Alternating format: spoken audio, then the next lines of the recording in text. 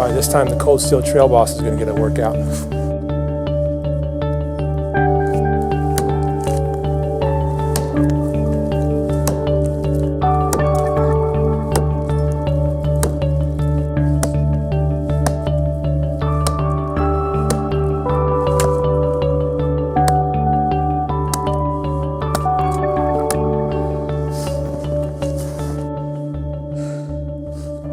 Hey my friends, Late Boy Scout here.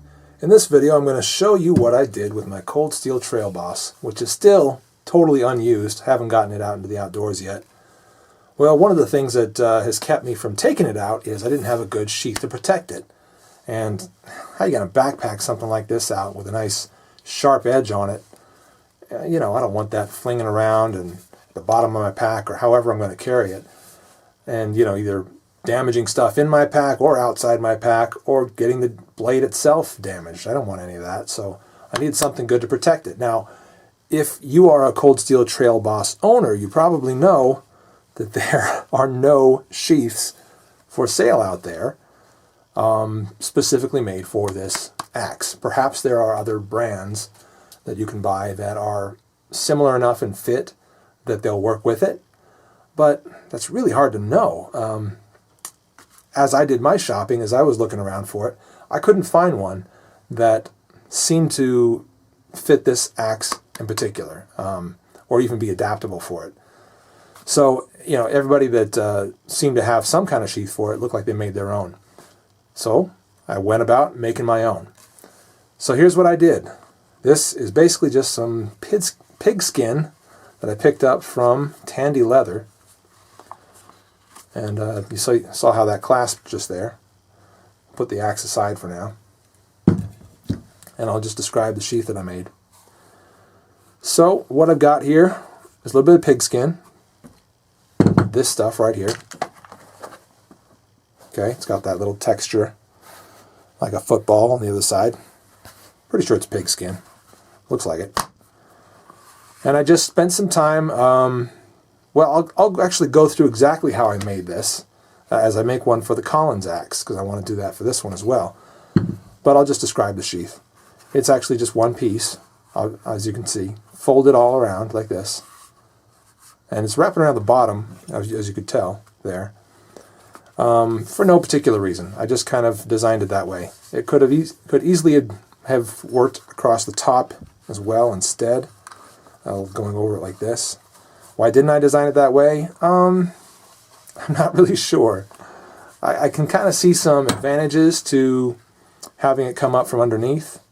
If this is definitely if this is a pack axe, one that you're going to attach to a pack, where the head is probably going to be at the top, and it's going to have some straps here or whatever, and you know, you don't want the bottom of that edge of that axe head to be abrading things that are on your pack, you know what I'm saying? So you've got that leather there protecting the edge and protecting your pack from the edge. That makes some sense. There's also the fact that, you know, if you're going to hang this, like in a shed or something, over a 2x4, which is what I do, the leather is, you know, absorbing that contact point instead of the axe head.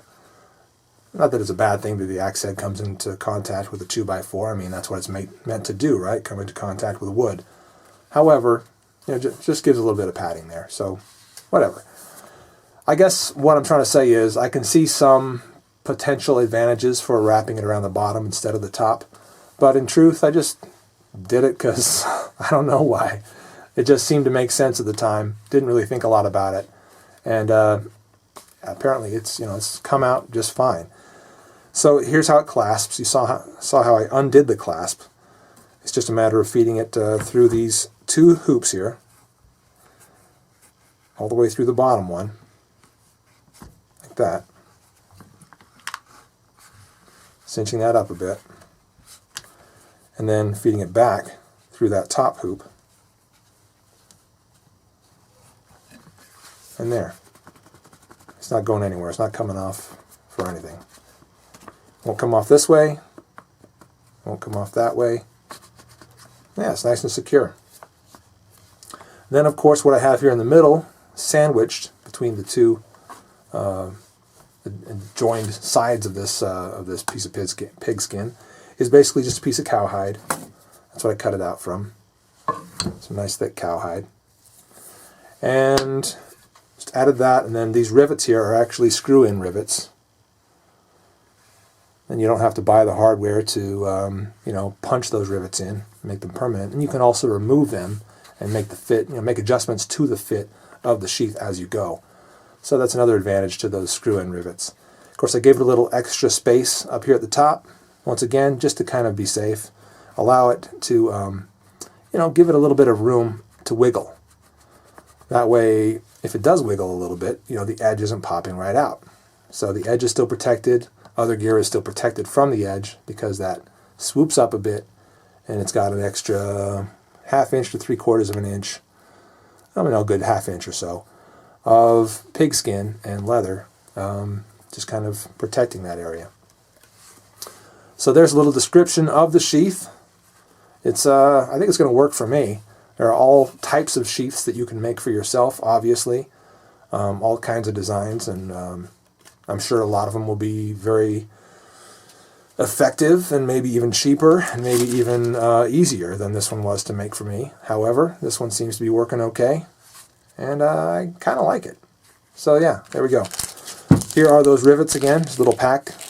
Got them from Tandy Leather, and again, the pigskin. Dude, I just got this as a remnant, so it was like, I think they sell this for $9 a pound or something. Remnants of all types of leather, so you just pick out something that's a good size and a good material for what you need, and you're set to go. So yeah, I think I might have paid for all this stuff. There's a few scraps left over. For all this stuff, I might have paid $8 or $9. No big deal. No big deal. And then I put this together, and then I'm going to be able to use the rest of this to make a sheath for the Collins axe. So there you go, guys. That's just a little walkthrough of a little description of the sheath.